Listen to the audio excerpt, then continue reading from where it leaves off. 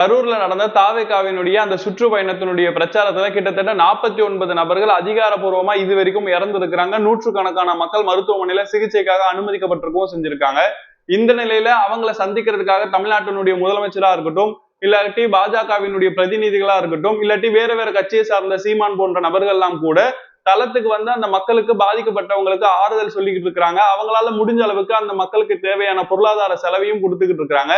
இருந்தாலும் இன்னைக்கு வரைக்கும் கூட, அதாவது அந்த சம்பவம் நடந்து இத்தனை நாட்கள் ஆகுது அப்படின்னு சொன்னா, இந்த நாள் வரைக்கும் சம்பந்தப்பட்ட தாவேகா கட்சியை சார்ந்த எந்த நிர்வாகிகளும் வந்து அந்த மக்களை சந்திக்கல.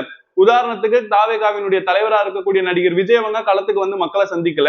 ஒருவேளை அவர் வந்தாருன்னு சொன்னா ஒரு மிகப்பெரிய அளவுல கூட்டம் கூடும், அதனால இன்னொரு பிரச்சனை ஏற்படுறதுக்கான வாய்ப்பு இருக்கு, அதனாலதான் நடிகர் விஜய் அவங்க வெளியே வரமாட்டாங்க அப்படின்னு ஒரு வாதத்துக்கு வச்சிருந்தா கூட, நடிகர் விஜயால வர முடியல அப்படின்னு சொன்னா அந்த விஜயினுடைய கட்சியில இன்னும் எத்தனையோ நபர்கள் இருக்கதான் செய்யறாங்க. புஷி ஆனந்த் அவங்க இருக்கதான் செய்யறாங்க, ஆதவ் அர்ஜுனா அவங்க இருக்கதான் செய்யறாங்க, இன்னும் ராஜ்மோகன் அப்படின்னு சொல்லக்கூடிய அவர் இருக்கதான் செய்யறாரு, இன்னும் எத்தனையோ நிர்வாகிகள் இப்ப புதுசா ஒருத்தர் வந்து இணைந்து இருக்கிறாரு, அவர்லாம் இருக்கதான் செய்யறாரு. அட்லீஸ்ட் அவங்களாச்சும் வந்து பாதிக்கப்பட்ட மக்களுக்காக வருத்தம் தெரிவிக்கக்கூடிய விஷயமா இருக்கட்டும், இல்லாட்டி எங்களுடைய கட்சி சார்பா உங்களுக்கு நாங்க 20 லட்சம் ரூபாய் நிவாரணம் அறிவிச்சிருக்கோம் இறந்தவங்களுக்கு, யாருக்காச்சும் காயம் ஏற்பட்டிருக்குன்னு சொன்னா அவங்களுக்கு நாங்க 2 லட்சம் ரூபாய் நிவாரணம் அறிவிச்சிருக்கிறோம், அதை கொடுக்கறதுக்காக தான் வந்தோம் அப்படின்னு சொல்லிட்டு சந்திச்சிருக்கலாம். ஆனா இன்னி வரைக்கும் கூட யாருமே வந்து அந்த மக்களை சந்திக்கல அப்படிங்கிற வருத்தம் அந்த மக்களுக்கே பெரிய அளவுல இருக்கதான் செய்து. உண்மையிலேயே சொல்லணும்னா தமிழ்நாட்டினுடைய முதலமைச்சர் சொன்ன மாதிரி எந்த கட்சியினுடைய தலைவர்களுமே தங்களுடைய கட்சி தொண்டர்கள் இறக்கணும் அப்படின்னு ஆசைப்பட மாட்டாங்க. நடிகர் விஜய் அவங்களுக்கு கூட ஒரு மிகப்பெரிய அளவுல வருத்தம் அப்படிங்கிற ஒண்ணு இருக்கதான் செய்யும்.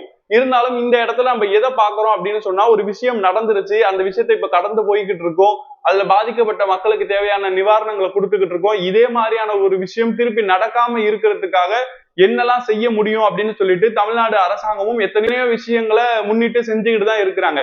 அப்ப இதுவெல்லாம் ஒரு பக்கத்துல போய்கிட்டு இருக்கு அப்படின்னு சொன்னா, இதுல 2 பெரிய விஷயங்கள் இப்போ கூடுதலா நடந்துகிட்டு இருக்கு. இதையும் நம்ம கவனிக்கணும். ஒரு பக்கம் சமூக வலைதளத்துல இருக்கக்கூடிய நபர்கள் ஏன் இப்படி விஜய் பண்ணாங்க, ஏன் இப்படி கூட்டத்தை கூட்டினாங்க, ஏன் இப்படி அனுமதி கொடுக்கப்படாம இருந்தது அப்படின்னு சொல்லிட்டு பல்வேறு காரணங்களை வச்சு பேசிக்கிட்டு இருந்தா கூட, தாவேகாவை சார்ந்த சில தொண்டர்களா இருக்கட்டும், இல்லாட்டி அப்பாவி மக்களா இருக்கட்டும், இவங்கெல்லாம் எந்த மாதிரியான சமூக வலைத்தளத்துல கருத்து பதிவிடுறாங்க அப்படின்னு சொன்னா, ஒரு ஸ்கூல் படிக்கிற ஒரு சின்ன பையன் எங்களுடைய தலைவரை நீங்க கைது பண்ணி பாருங்க, விஜயை தொட்டு பாருங்க, அவருடைய வீட்டுல நீங்க இறங்கி பாருங்க, போலீஸ் ஸ்டேஷனே பிளாஸ்ட் ஆயிரும் அப்படின்னு சொல்லிட்டு எல்லாம் ஒரு வீடியோ ஒண்ணு சமூக வலைத்தளத்துல அந்த ஒரு சின்ன பையன் போடுறான். அப்ப இந்த பையன் போடுறதுக்கு பின்னாடி என்ன காரணம் இருக்கு அப்படின்னு சொன்னா, அவனுடைய மனசுல இருந்து அந்த ஒரு விஷயத்தை அவன் போடல. சமூக வலைத்தளத்துல பார்க்கக்கூடிய விஷயங்கள், தாவேகா கட்சியை சார்ந்த தொண்டர்கள் சமூக வலைத்தளத்துல பதிவு செய்யக்கூடிய அந்த வீடியோக்கள், அதெல்லாம் பார்த்துட்டு நம்மளும் இந்த மாதிரி ஒரு வீடியோ போடுவோம், நம்ம தலைவர் விஜயை எவன் தொட்டுருவான் அப்படின்னு சொல்லிட்டு அவசர அவசரமா ஒரு வீடியோ போடுறாரு.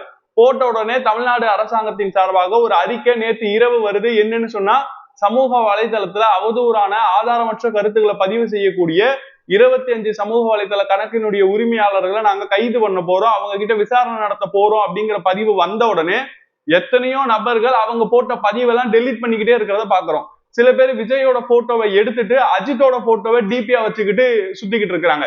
இந்த பையன் கூட வீடியோ போட்ட அந்த ஒரு பையன் போலீஸ் ஸ்டேஷனே பிளாஸ்ட் ஆயிரும் அப்படின்னு சொல்லி ஒருத்தர் வீடியோ போடுறாருன்னு சொன்னா அது எவ்வளவு பெரிய அஃபென்ஸ்ன்றதை யோசிச்சு பாருங்க.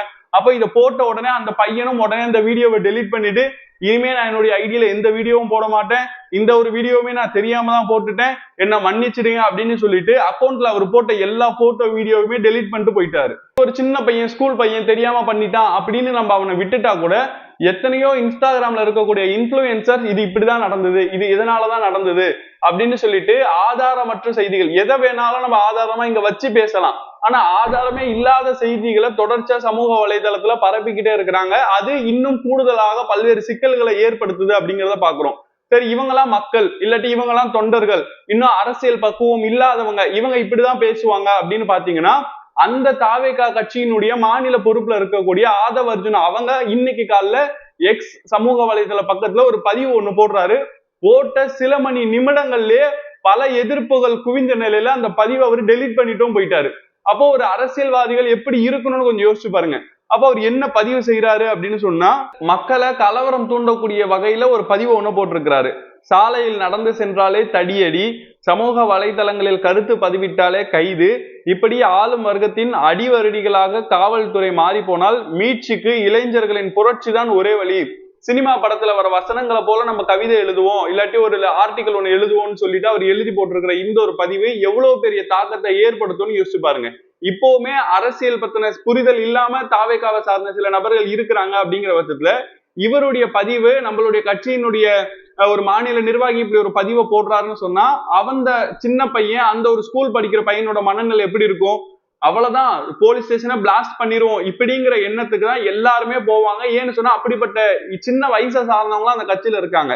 அது மட்டும் இல்லாம அவர் அடுத்ததா போடுறாரு, எப்படி இலங்கையிலும் நேபாளத்திலும் இளைஞர்களின் ஜென்சி தலைமுறையின் ஒன்றாய் கூடிய அதிகாரத்திற்கு எதிராக புரட்சியை உருவாக்கி காட்டினார்களோ அதே போல் இங்கும் இளைஞர்களின் எழுச்சி நிகழும்.